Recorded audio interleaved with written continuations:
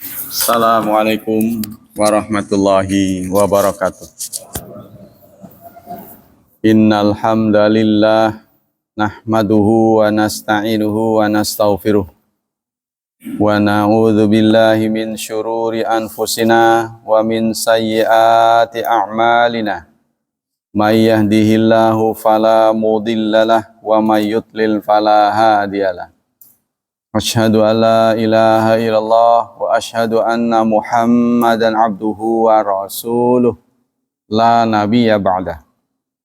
Allahumma salli wa sallim ala nabiyyina Muhammad sallallahu alaihi wasallam wa ala alihi wa sahbihi wa man sara ala nahjihi ila yaumiddin amma ba'd. Ya ikhwah, kita lanjutkan kajian sirah Rasulullah sallallahu alaihi wasallam. Episode yang ke-35 yaitu Umratul Qada. Umrah qada atau mengqada umrah. Yang lalu sudah disampaikan bahwa Rasulullah gagal melakukan umrah ya, karena belum nego dengan orang-orang Quraisy, ya. Sehingga beliau dihentikan di Hudaybiyah, maka terjadilah perjanjian Hudaybiyah. Nah, setelah waktu yang dijanjikan itu lewat, yaitu tahun depan baru boleh, maka Rasulullah pun menjalankan sesuai dengan kesepakatan. Summa inna Rasulah kharaja fi Dzulqa'dah minas sanati sabi'ah qasidan Makkah. Pada bulan Dzulqa'dah tahun ke-7 Rasulullah berangkat ke Mekah. Wa huwa asyahru alladzi saddahu fihi al-musyrikun an dukhuliha. Pada tahun yang lalu di bulan yang sama ya, beliau dihambat untuk masuk ke Mekah. Fa'tamara umratul qada, maka tahun ini beliau berangkat untuk mengqada umrah yang tahun lalu gagal. Wa dzakara Ibnu Sa'din fi tabaqatihi annal mu'tamirina biha ma'ahu kanu alfain. Kata Ibnu Sa'ad dalam bukunya Tabaqat, jumlah peserta itu 2.000. Ya, jumlah peserta 2.000. Wahum ahlul Hudaybiyah wa min indofa ilaihim. Mereka itu adalah yang pada tahun lalu gagal umrah. Ya. Dan ada tambahan plus yang belum kemarin nggak berangkat ya, di waktu Hudaybiyah. Nah, nambah walam yatakhalaf anha min ahli Hudaybiyah ila man mata aw istashhada bi Khaibar. Yang kemarin gagal umrah tidak ada yang telat, tidak ada yang nggak ikut, semuanya ikut yang kemarin gagal umrah. Nah, ini pesertanya yang gagal umrah plus tambahan baru ya, kecuali yang tahun kemarin gagal umrah karena meninggal atau karena syahid. Nah, itu yang nggak bisa ikut. Qala Ibnu Ishaq wa tahaddatsat Quraisyun bainaha bi anna Muhammad wa ashabu fi usratin wa juhdin wa syik. Orang Quraisy mendapat berita bahwa kondisi umat Islam dalam keadaan sulit, dalam kesulitan. Qala fasafa lahul musyrikun inda darun nadwah. Maka orang-orang musyrik bersiaga ya, menerima tamu untuk ya menghadapi segala kemungkinan. Takutnya ya mereka curiga akan dijadikan momen untuk menyerang, itu kan, dengan tiba-tiba. Mereka begitu. Lianzuru ilaihi wa ila ashabi. Nah, supaya mula-mula mereka di Darun Nadwa itu keputusannya adalah kita tinjau Katanya si umat Islam dalam keadaan lemah. Itu mungkin mereka mau menghancurkan. Kalau memang lemah ya dia dihabisi sekalian. Falamma dakhala Rasulullah al-masjidah ittaba'a biridai. Maka itulah Rasulullah masuk ke Masjidil Haram itu dengan ittiba. Ittiba itu adalah suatu praktek mengenakan baju ihram dengan melingkarkan ke ketiak. Ya. Jadi kan baju ihram ada 2 lembar kan? Yang di bawah, yang di atas itu dilingkarkan ke ketiak. Gimana tuh? Digubetin ke sini. Ujung jadi ininya kelihatan. Kata orang Jawa itu keleng. Maksudnya ini endognya ini kelihatan. Telurnya nih. Untuk apa begitu tuh Rasulullah? Kayak itu kan sunnah ya. Kalau tawaf kudum kan begitu. Jadi sekarang itu katanya sunnah tawaf kudum atau ittiba itu hanya untuk tawaf kudum. Bukan setiap tawaf harus begitu. Ya jadi bawahnya biasa, kan 2 lembar tuh tidak berjahit ya. Di bawahnya biasa, terus atasnya nih, ya. Ini dibablasin nih, ini enggak ditutup ini. Ya, ininya dilingkarkan ke sini. Diiketin ke sini. Digubetin ke sini. Jadi ini kelihatan tuh. Itu namanya ittiba. Susah ngomongnya ya. Nah, ada padanan katanya apa itu? Jadi kelihatan ininya. Kelengnya gitu. Kalau Mike Tyson kan itu kan? Iya. Jadi kelihatan bisepnya itu. Maka Rasulullah masuk ke Masjidil Haram dalam keadaan seperti itu. Wa akhraja adudahu al-yumna. Beliau mengeluarkan lengan kanannya. Sumakal rahimallahu imra'an arahumul yaumi nafsi quwwah. Allah memberi rahmat ya, teman-teman yang hari ini memperlihatkan kekuatan. Kata Rasulullah, yang kuat-kuat tolong barisnya di depan. Yang sterek itu bahasa. Susah bahasa Indonesia. Yang kelihatan itu tolong di depan. Ya, karena ada isu begitu, umat Islam lagi lemah. Itu coba kita lihat. Jadi mereka mencari peluang untuk nyerang. Kalau lemah, kita habisi saja.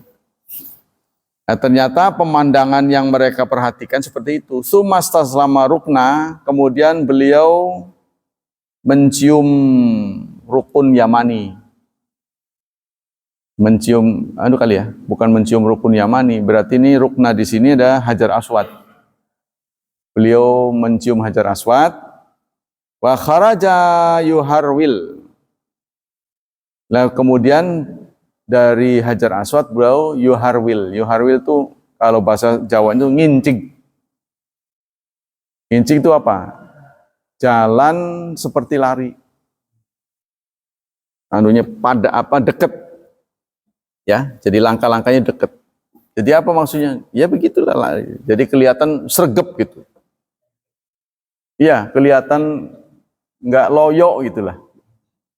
Itu yang ditampakkan oleh Rasul. Jadi ini untuk menepis isu-isu lemes kalau orang Islam ini lagi susah ini kayaknya, lagi ekonominya seret ini. Pasti yang tergambar oleh mereka lemes gitu kan. Gelayak gluyuk begitu tuh, kayak mau jatuh. Anggapan mereka begitu. Ternyata penampilan umat Islam itu terlihat rajin ya, semangat tinggi, kemudian badannya gede-gede. Atau orang yang gede-gede diperlihatkan. Maka Rasulullah bahasanya rahimallah, Allah merahmati tuh imra'an, orang arahumul yauma min nafsi kuatan, yang memperlihatkan kekuatannya. Kalau hari-hari biasa mah disebutnya pamer. Gak boleh kan? Jadi ada waktunya. Kita juga harus memperlihatkan kekuatan. Ya, namanya apa? Ya, jadi kalau angkatan bersenjata itu kan biasanya ada ya show of force, memperlihatkan kekuatan. Biasanya ada latihan bersama, ya kan? Seperti Korea meluncurkan rudalnya, orang, waduh, ternyata udah semodern itu, takut ngeper. Lalu Indonesia kemarin memamerkan kapal selam nyelam beneran, gak nimbul-nimbul. Gagal maning. Iya, pesawat jatuh. Aduh, gagal maning. Jadi ini bukan untuk Jadi kalau tidak negara tidak ada angkatan perang, itu nanti menjadi apa ya? Intimidasi, diintimidasi, jadi makanan.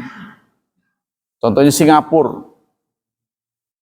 Negara seuprit begitu tapi angkatan perangnya, siaganya tuh. Jadi katanya semua warga negara Singapura itu disumpah untuk ikut militer. Kalau terjadi perang, maka semuanya sudah punya posisi. Tugasnya ngapain-ngapain itu sudah diatur. Gak seperti kita kan. Kita kan pernah ada gagasan supaya wajib militer. Kan pernah ada gagasan itu kan. Indonesia kan termasuk negara yang belum mengenakan wajib militer. Amerika aja udah.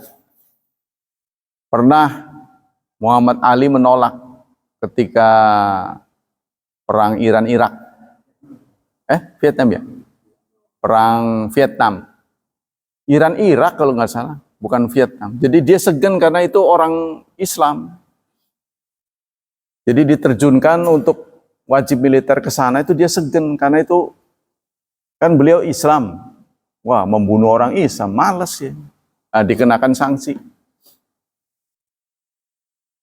Nah, di Indonesia ini berbeda.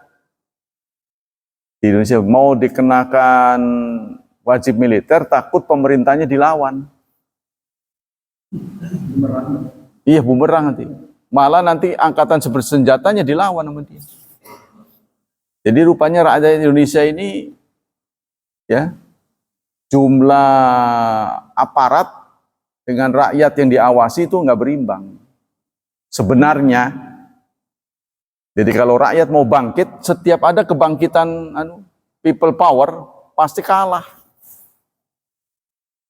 Ya, kadang-kadang pemimpin dipaksa turun sampai gedung DPR itu dikeroyok. Dipaksa akhirnya turun. Jadi kalau rakyat udah ngamuk, udah nggak ada yang bisa ngalahin. Ya, cuman ya itu pimpinan-pimpinannya dikendalikan, kan? Makanya jangan biarkan rakyat sampai ngamuk. Kasus Rempang tuh menular kemana-mana, ngamuk. Terus semangat solidaritas terhadap Palestina timbul dari mana-mana. Diteliti, mungkin diteliti punya teliti ini asli. Bukan ada kemauan dari seseorang, dari orang ke orang itu. Tapi ini asli. Sehingga ya harus menimbulkan kesejukan. Tentara Nasional Indonesia ngirim bantuan. Nah, diperlihatkan, oh tentara saya juga ngingin. Jadi kan rasa ternyata ngerewangi juga gitu. Ya harus begitu pemimpin. Wali kota ikut ditampakkan kan, tumben akur kan. Biasanya yang satu di mana, yang kedua giliran itu akur. Sebab itu kenapa kesadaran ini, gerakan solidaritas pada Palestina ini kalau tidak dijawab, menang baik, ada orang disembelih, ya, ada orang ditembak di tempat gak bersalah, menang baik, ini akan menimbulkan ya, enak gitu loh. Menang baik, dulur dewek menang baik gitu. Karena itulah penceramah-penceramah banyak yang alergi. Perjuangan Palestina itu bukan Islam, Syiah gitu kan. Dikecilkan dengan begitu. Kan banyak kita dapati kan. Nah itu rata-rata menurut saya ditunggangi kepentingan. Kalau menurut saya, sebab kalau kita melihat kejadian yang sebenarnya kita nggak tega. Siapapun sebenarnya. Apalagi mereka muslim. Bukan muslim aja nggak tega. Yang bisa menjaga masa depan Indonesia ini ada orang Islam. Insya Allah. Kalau ini diserahkan pada bukan Islam, mereka akan terkoyak. Tidak lagi NKRI. Negara Kesatuan Republik Indonesia itu gagasan orang Islam. Pertama kali disampaikan oleh M. Natsir.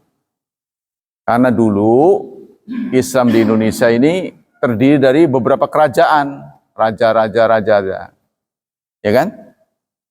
Sekarang yang masih nuansa kerajaannya Jogja Solo itulah. Itu lahan mereka itu, diserahkan ke Republik. Tapi dengan syarat yang jadi pemimpin saya terus. Makanya Raja Jogja sama dengan Gubernur Jogja. Kalau di negara-negara kan lain kan enggak. Ya raja-raja yang berintah beda. Seperti Jepang kan rajanya ada, Perdana Menterinya ada. Tapi Jogja nggak mau. Jadi gale negara demokrasi, ya nggak tahu ada pemilu apa enggak di Jogja itu. Sebab yang bakal jadi dia terus. Sultan Hamengkubuwono. Kita kembali sini. Nah, saudara, itulah ya strategi Rasulullah yang diujikan ya. Strategi Rasulullah pada sahabat begitu. Ayo yang keleng-keleng maju ke depan. Yang kurus-kurus, loyo, jangan menampakkan diri. Ya, gitu. Jadi kelihatan berat ya. Wadzalika anna Rasulullah innama sana'aha li hadzal haid min Quraisyin lil ladzi balaghu anhum hatta idza hajja hajjal wata falazimaha famadat sunnatu biha. Itulah yang terjadi. Nah, pada saat yang bersamaan tajawaja sallallahu alaihi wasallam idzaka bi Maimunah binti Harits. Rasulullah juga pada saat bersamaan menikah. Nah, semuanya ini apa? Ini hanya diplomasi saja. Kalau memang miskin, nggak mungkin menikah. Ya, Rasulullah dalam kesempatan itu juga menikah dengan Maimunah. Sempat dirayakan juga di situ oleh para sahabat. Nah, ini semuanya adalah ya sebuah diplomasi.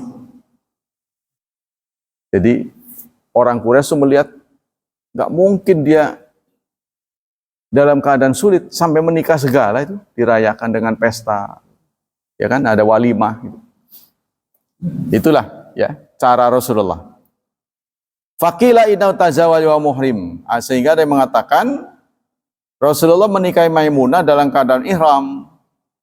Waqila bal aqada 'alaiha ba'da tahallul. Tapi ada yang mengatakan beliau akad nikahnya itu setelah tahallul. Orang nggak banyak tahu. Nah, kemudian yang cerita Maimunah, pelaku sejarah. Saya dinikahi Rasulullah setelah tahallul. Jadi kan perubahan dari sebelum selesai dengan setelah selesai kan tipis. Ya, karena umroh kan cepat. Kecuali kalau beliau menikah pada tanggal 9. Oh, belum hajinya belum selesai kok udah menikah kan begitu. Tapi kalau umroh kan antara sebelum dan sesudah tipis. Karena perbuatan umroh itu kan cepat, yaitu ihram dari miqat, datang ke Masjidil Haram, terus tawaf, sa'i, udah selesai. Nggak lama. Jadi orang yang nggak memperhatikan mengira beliau sedang ihram, padahal sudah selesai. Nah, Maimunah ini sudah nanti di sebuah hadis mengakui saya dinikahi oleh Rasulullah setelah tahallul. Jadi ini menghilangkan anggapan Rasulullah melanggar hukumnya sendiri. Ya, karena kalau lagi ihram tidak sah menikah itu.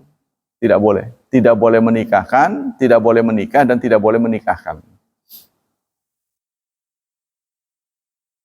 Wa kana alladzi zawajahu iyaha Al-Abbas ibnu Abdul Muttalib. Siapa wali dari Maimunah? Siapa yang menikahkan? Yang menikahkan adalah Abbas bin Abdul Muttalib. Zauju ukhtaha Ummul Fadl. Dia menjadi istri dari saudara Maimunah Ummul Fadl. Nah, ini ya. Jadi Abbas ibnu Abdul Muttalib, paman beliau, yang menjadi walinya, menjadi wali dari Maimunah itu paman beliau. Walamma madha min dukhuli Makkah salasata ayam wa hiya al-muddah allati qada Quraisyin ala iqamata biha.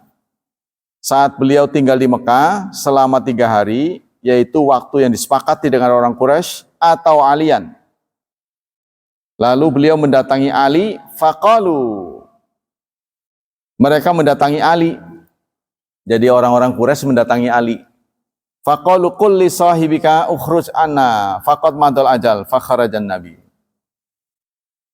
Jadi orang-orang Quraisy setelah 3 hari Rasulullah tinggal di Mekah, ya, mendatangi Ali. Orang Quraisy berkata pada Ali, bilang kepada sahabatmu, maksudnya kepada Nabi Muhammad, waktunya sudah habis. Maka Rasulullah pun keluar dari Mekah. Wa bana bi Maimunata fi tariqi ila Madinah, dan beliau satu atap dengan Maimunah dalam perjalanan ke Madinah. Fi makanin ismu Sarif, dalam suatu tempat namanya Sarif. Qarbat Tan'im, di dekat Tan'im. Ya, Tan'im itu kurang lebih berapa? 25 kilo ya dari Masjidil Haram. Kalau kita mau ke sana kan naik mobil dulu kan. Suman sarafa, ya kira-kira berarti sini Serang ya. Suman sarafa il Madinah fi Dzulhijjah. Kemudian beliau pulang ke Madinah pada Dzulhijjah. Nah, itulah prolog muqaddimah sikap orang Quraisy kepada Nabi Muhammad. Belum foto ini belum. Ini 1 tahun sebelum foto. Nah, nanti tahun depan ke situ lagi. Al-ibaru wal idad. Kesimpulan. Hadhil umratu tu'tabaru tasdiqan ilaiha lima wa'ada bihi ashabahu min dukhulihim Makkah wa tawafim bil baiti. Umratul qadha ini dianggap sebagai pemenuhan janji. Ya, pemenuhan janji Rasulullah bahwa tahun depan dia akan berhasil melakukan umrah. Waqat ra'aita kaifa sa'ala Umar Rasulullah fi athnai sulhil Hudaybiyah. Pada perdamaian Hudaybiyah, Umar sempat emosi. Ya. Karena Rasulullah mau saja menerima kesepakatan yang terkesan beliau itu kalah. Karena mau saja menuruti kesepakatan. Lalu dalam perbincangannya itu Umar mengatakan, awalasta kunta tuhaditsuna anna sana'til baita fanatufu bi. Kata Umar kepada Rasulullah, bukankah engkau mengatakan kita akan tawaf? Bahwa kita akan tawaf, ya, artinya kita akan melakukan umrah. Lalu Rasulullah mengatakan, benar. Apakah saya pernah menjanjikan kepadamu kapan kita akan umrah? Kata Rasulullah, saya kan tidak menjanjikan, cuma nanti kita akan umrah sebentar lagi. Nah, saya tidak menjelaskan sebentar ini kapan. Ya, afa akhbartuka annaka ta'tihi amaka hadza? Apakah aku pernah memberitahumu bahwa kita akan umrah tahun ini? Umar menjawab, la, tidak. Qala fa innaka atihi wa mutafin. Insyaallah kita pasti akan melakukannya. Jangan khawatir. Jadi Umar sempat dongkol. Ya, karena Rasulullah menjanjikan kita akan umrah. Tapi nyatanya gagal. Ya memang ini patut rasional juga, manusiawi juga ya. Karena jarak dari Madinah ke Mekah itu cukup jauh. Kurang lebih 600 kiloan. Jakarta Surabaya. Dan tidak semudah sekarang. Kalau kita sekarang ke Surabaya naik kereta, ya, itu makan waktu antara 12 sampai 15 jam. Kalau sekarang, kalau pesawat 2-3 jam. Mungkin 2 jam enak. Tapi kalau zaman dulu, paling banter pakai onta. Nggak ada kendaraan yang lebih mampu daripada onta. Karena onta itu jalannya ya lambat lah. Tapi bisa tahan lama. Kalau kuda cepat memang, tapi nggak bisa jauh. Katanya begitu. Ya, kuda itu paling 15 kilo itu harus berhenti. Maka itu disebut dengan pos. Setiap 15 kilo itu dibuat pos. Pos itu apa isinya? Ya makanan dan minuman untuk kuda ini. Dia harus istirahat sebentar.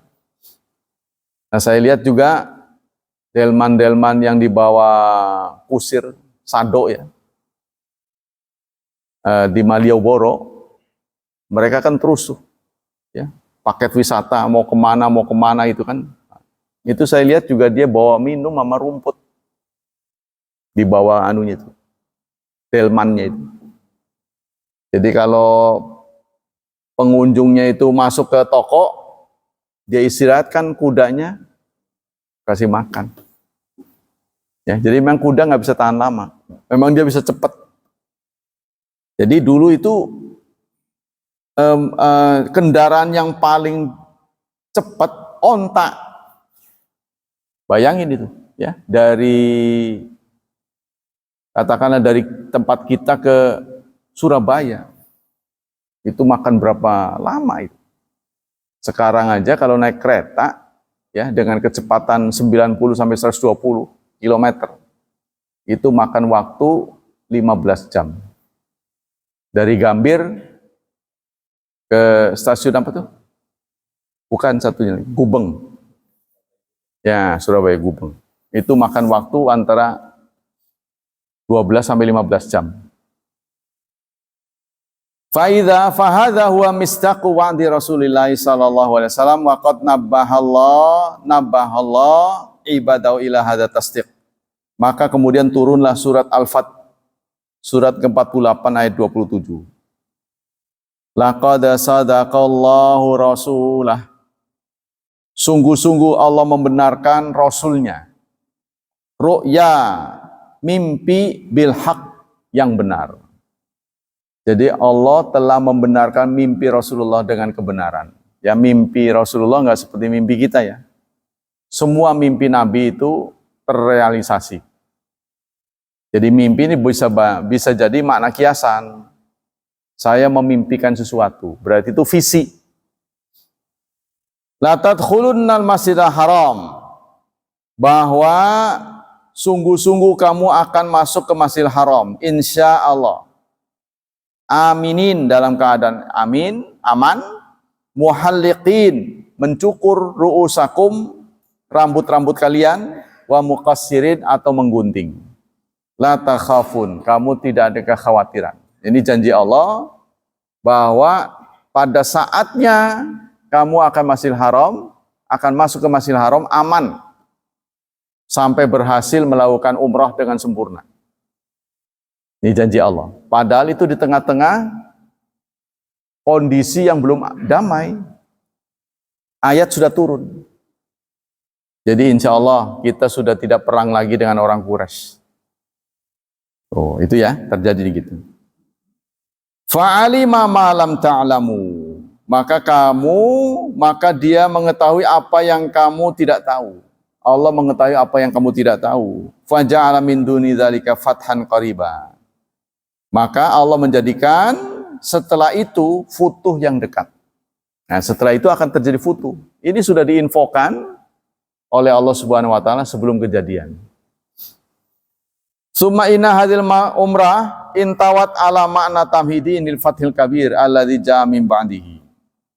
Jadi umrah ini ya kalau dilihat dari historisnya itu merupakan permulaan futuh, tinjauan Rasulullah kepada tempat di mana di situ nanti akan terjadi deklarasi ya. Apa itu namanya? Pengampunan besar-besaran. Jadi musuh yang dulu berniat membunuh Nabi, disitulah mereka menyesal, kemudian mereka datang kepada Rasulullah. Tidak ada satupun orang Arab yang dulu memusuhi Rasulullah yang tidak Islam. Sehingga itu turun surat Al-Fath. Idza jaa nasrullah wal fath. Apabila datang pertolongan Allah dan penaklukan. Wa ra'aitan nasa yadkhuluna fi dinillah afwajan. Dan kamu akan lihat orang-orang berbondong-bondong untuk menyatakan diri menjadi muslim. Fasabbih. Sikapilah dengan bertasbih. Jangan bereforia dengan pesta. Ya, sebab orang yang bersalah datang kepada Rasulullah lalu disambut dengan tertawa-tawa, ini akan membuat enak. Ya kan? Jadi orang datang pada Rasulullah mengakui kesalahannya. Saya sudah salah, menistakan Anda. Ternyata Anda dan programnya benar. Wong diajak maju kok nggak mau. Ya, seperti sekarang lah. Bangsa Indonesia belum menerima kebenaran Islam secara utuh. Ya ayyuhalladzina amanu dkhulu fis silmi kafah. Masuk Islamlah secara utuh. Belum diterima oleh umat Islam bangsa Indonesia. Bukan umat kafir. Orang Islamnya belum menerima. Jadi inilah ya, kita memang lugu ya. Umat Islam bangsa Indonesia ini lugu. Jadi dituk terus gitu. Terus-terusan. Karena apa? Kalau menurut saya itu karena banyak dai-dai, ustadz-ustadz yang menyatakan politik tidak ada sangkut pautnya dengan agama. Itu. Jadi jangan bicara politik. Nah, yang ngomong jangan bicara politik itu sedang berpolitik. Yang ngomong itu sedang berpolitik supaya orang antipati. Sehingga karena kita antipati, kita nggak terlalu perhatian. Dipeganglah oleh orang lain. Kekuasaan tuh. Ya, dalam sebuah dialog, nah, dulu itu ada seorang tokoh ya, datang ke Cilegon. Waktu itu CRM lagi makmur-makmurnya itu. Sampai mengundang penceramah dari luar, seorang dokter.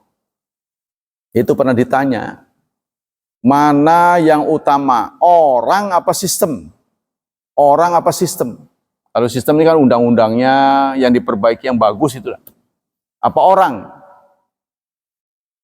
Anehnya dia Bang Imaduddin yang diundang ini, seorang dokter dari ITB. Dia mengatakan orang. Jadi yang penting orang. Sebab meskipun sistemnya buruk, kalau dipimpin orang yang baik, nanti dia akan merubah sistem itu menjadi baik. Sementara sistemnya baik, kalau dipimpin oleh orang buruk, sistemnya bisa dikotak-katik. Ya benar juga. Mahkamah Konstitusi dirubah menjadi Mahkamah Keluarga. Oh, K-nya singkatannya dirubah jadi Mahkamah Keluarga. Bisa begitu. Terus Jimli As-Siddiqi, ini kan orangnya Pak Habibie sebenarnya. Yang menjadi MK-MK. Majelis Kehormatan ya. Dia orangnya Habibie. Dia mengatakan benar kata dia. Australia itu negara monarki karena dia kerajaan kan, tapi prakteknya republik. Indonesia negara republik, tapi prakteknya monarki, kerajaan. Iya benar, saya setuju itu. Karena apa? Orang sistemnya republik, tapi yang mimpin nggak benar, republik bisa dijadikan kerajaan. Maka itulah terkenal dengan kata-kata tadi itu. Apa itu dipimpin oleh itu aja. Ya, nanti keponakannya. Saya tutup mata lah, tutup mata. Saya tidak ingin melihat sisi negatif. Tapi dengan menempatkan keponakan, anak, itu sudah runtuh semua kehormatannya. Banten juga sama, bukan siapa-siapa. Didukung-dukung, naruh dia di sana, naruh di sini. Alah, astagfirullah. Memang kecenderungan manusia itu untuk menjadi benar selalu dilihat celah oleh setan. Maksudnya, ya kita nggak usah inilah. Kekuasaan itu sifatnya sementara.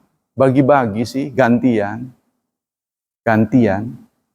Kata orang sih, ndak menangi, biar ngerasain orang lain tuh. Jangan itu anunya, yang disebut dengan kekuasaan oligarki. Ya kan? Dia nggak bisa, suruh lagi. Sama dengan Rusia sebenarnya, Rusia juga begitu katanya. Rusia ini. Sekarang yang jadi siapa? Putin. Katanya Putin satu saat jadi presiden. Dia dibatasin. Presiden hanya bisa berapa periode. Lalu dia nggak jadi presiden, jadi Perdana Menteri. Nah, kemudian dia setelah Perdana Menteri dibataskan, jadi presiden lagi. Waktu jadi presiden, undang-undang yang pembatasan itu dicabut.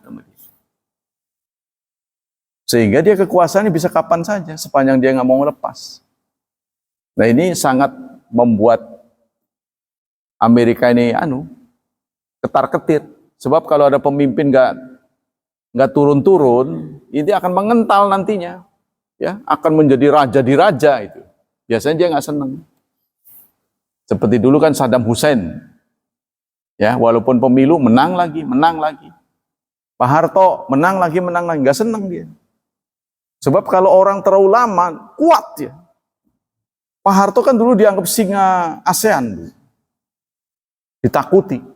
Terakhir beliau mau melawan Amerika, yaitu dengan tidak menggunakan suku cadang militer dari sana. Udah nggak mau pakai. Berani sekali.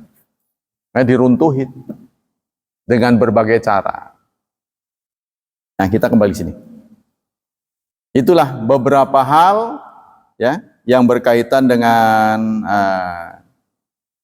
cara ya Rasulullah mengemas prolog untuk futuh. Nah, nanti futuhnya itu sangat baik-baik sekali, sangat cantik. Karena peralihan kekuasaan itu tanpa pertumpahan darah. Oh, ini sangat bagus sekali. Dengan kesadaran, ya. Nggak ada dendam.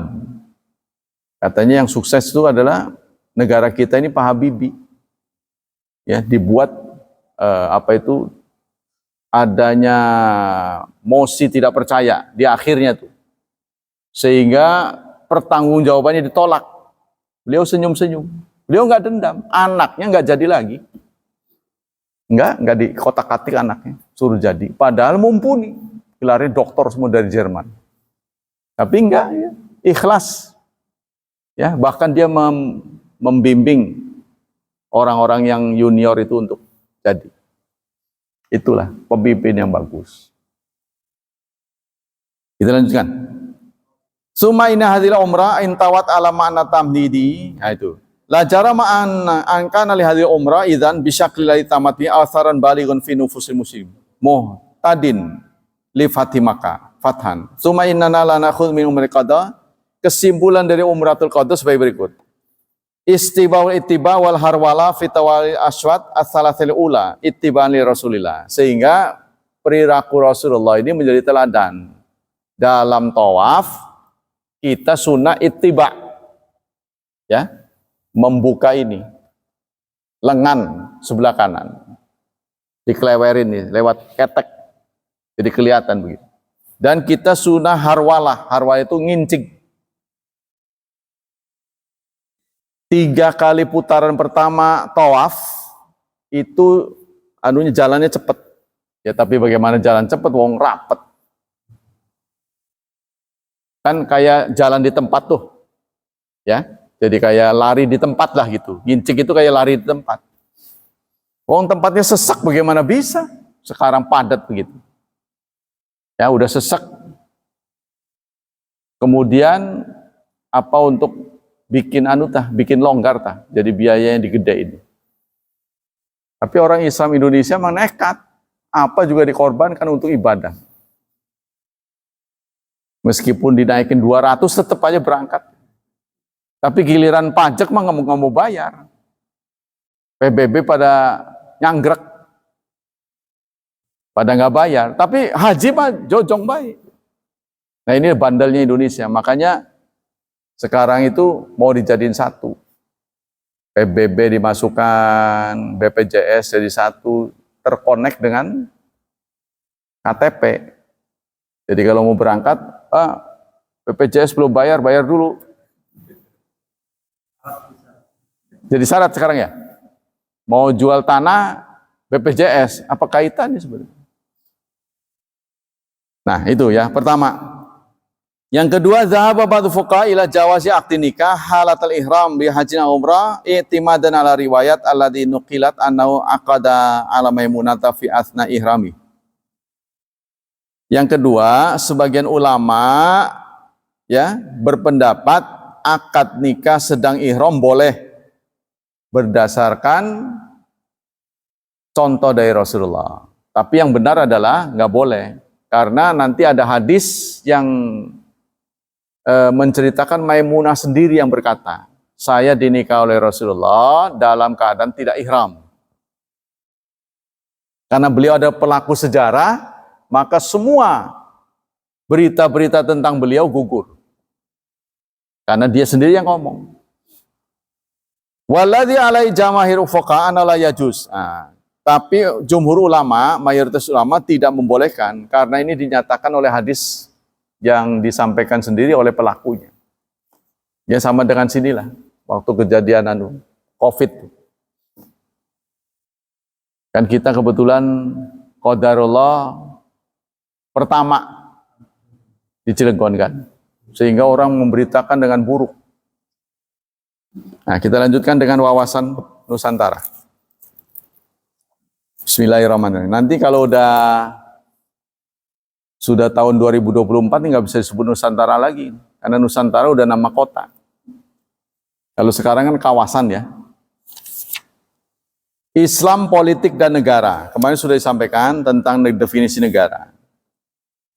Kemudian karena Islam adalah satu sistem hidup yang mengatur segala kehidupan dan penghidupan manusia di dalam berbagai hubungan. Tidak ada satupun kelakuan manusia, pasti ada aturannya. Masuk WC, keluar WC, ada aturannya. Ya, langkah kakinya kanan apa kiri, nongkrongnya diatur, bacaannya diatur. Jadi tidak mungkin sebuah kegiatan seperti negara ini sampai lolos dari pengaturan, tidak mungkin. Ya, karena itu negara tidak dapat dilepaskan dari agama.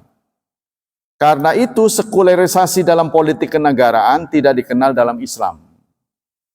Karena tidak sesuai dengan fitrah al-Islam sebagai kebulatan seajaran. Tapi dari pihak penguasa kepengin memisahkan. Ini ditandaskan sendiri oleh Pak Karno. Ya, jadi beliau meniru gaya dari Kemal Ataturk yang memisahkan agama dengan negara. Jadi kebangetan orang Turki itu sampai azannya saja diganti dengan bahasa Turki. Ya, coba Anda bayangkan, kalau kira-kira azan diganti bahasa Indonesia, ini apa kata-kata yang tepat nih? Azan diganti bahasa Indonesia, tapi alhamdulillah ya, Indonesia nggak separah itu. Kita pun sekarang menikmati kebebasan berpendapat, asal jangan nyerang orang. Jangan mengarah kepada serangan, menghasut, memprovokasi, jangan. Islam sebagai teori oke. Tapi dalam praktek membutuhkan kesepakatan. Jangan sampai melihat orang lain, ada 3 istilah ini. Pertama, intoleransi. Ya, yang kedua radikalisasi. Ya. Kemudian teror. Teror ini menurut penelitian ahli-ahli teror itu berasal dari intoleran. Asal bibitnya gitu. Jadi dia nggak nerima kalau orang nggak seperti dia. Itu awal dari situ, bibit-bibitnya. Jadi kalau tumbuh berkembang, ngelihat orang yang beda tuh enak. Kalau sudah enak, ketemu di jalan diserang. Nah inilah teror asalnya. Kalau dalam sekup yang lebih luas, dia menciptakan kegiatan-kegiatan yang bikin takut, heboh. Nah, itu asalnya. Itu yang tidak boleh. Kita boleh punya teori, kita boleh berbeda pendapat, tapi kita juga harus sadar kita hidup di tengah masyarakat yang berbeda, heterogen ya.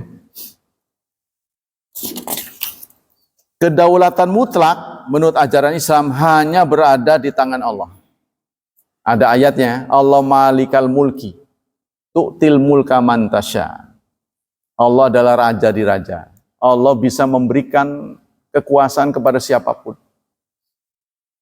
Orang yang bengong kasih kekuasaan jadi penguasa dia, dituruti. Ya. Kekuasaan itu bisa diberikan. Itu yang sudah terjadi ada seizin Allah. Terima nggak terima itu terserah Anda ya. Tapi kalau sampai sudah jadi kenyataan, itu sudah izin Allah. Seharusnya saya yang jadi itu, bukan dia. Contohnya begitu kan? Kita ngedumel kan? Nah, tapi itu sudah, kalau sudah terwujud, itu seizin Allah. Kedaulatan nisbi atau insani dianugerahkan kepada manusia atau rakyat sebagai khalifah. Ini menurut ajaran Islam ya. Sebagai khalifah Allah untuk merealisasikan kehendak ilahi di atas bumi. Jadi kalau kita menjadi penguasa, itu ada amanat dari Allah, jadikanlah pesan-pesan Allah itu menjadi kesepakatan. Tugas kita begitu. Jadi kesepakatan. Contohnya jangan buang sampah sembarangan. Sebab ujung-ujungnya yang menderita orang banyak. Kalau kita buang sembarangan, itu akan menimbulkan bibit penyakit, ya, yang bernafas banyak orang lewat ke situ kan. Membakar sampah juga jangan sembarangan. Sebab kalau kita lewat pas asapnya lagi banyak, ya, udah dari rumah pakai parfum jadi bau asap. Melintas itu asap. Itu memang asap orang lain memang. Boleh aja dia ngomong begitu. Tapi kalau kita melintas kena, parfumnya jadi hilang. Jadi bau bau asap. Nah itu kan polusi, mengganggu orang, kan?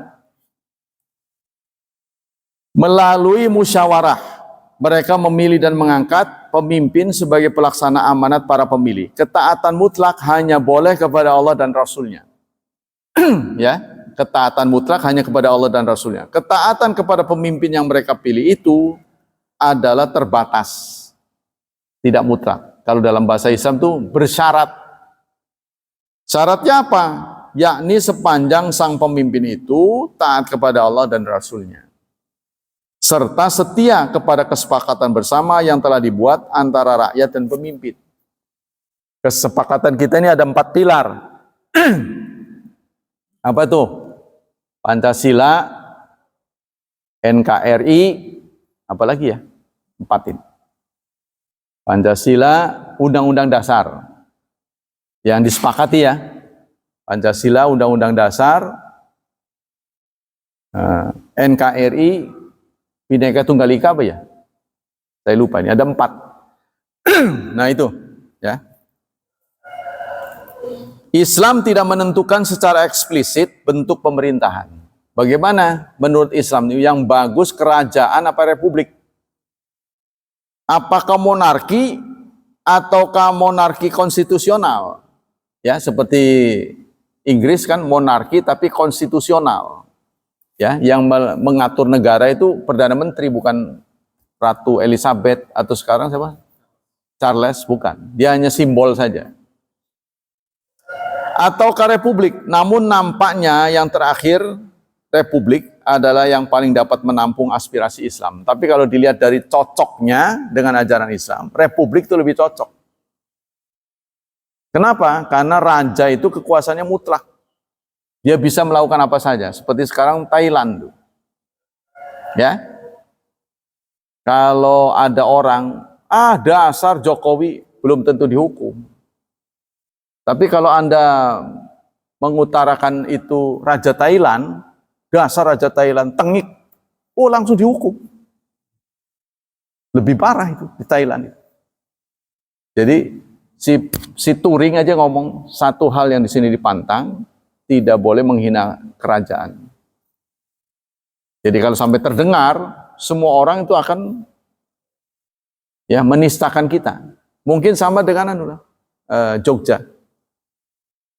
Ya, jadi banyak yang setia pada Jogja, rakyat Jogja. Jadi tapi nggak sampai separah itu sih.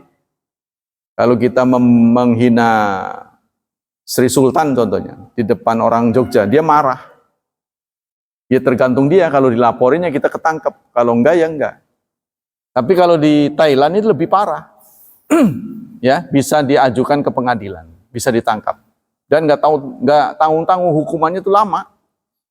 Kalau di Indonesia itu nggak separah itu. Pernah dibahas sih antara ngeritik ya dengan menghina.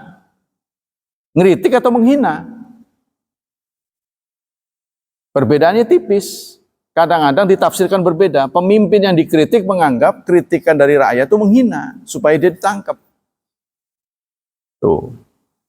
Tapi bagi rakyat yang ada kesepakatan, oh enggak, ini ranah Contohnya sekarang Aiman katanya. Aiman seorang wartawan. Kan ada undang-undang wartawan. Dia bicara sebagai wartawan. Tapi ditangkap dan akan diadili secara biasa. Ini yang nggak cocok. Hanya gara-gara bersentuhan dengan penguasa. Nggak boleh begitu, itu yang sudah disepakati begitu.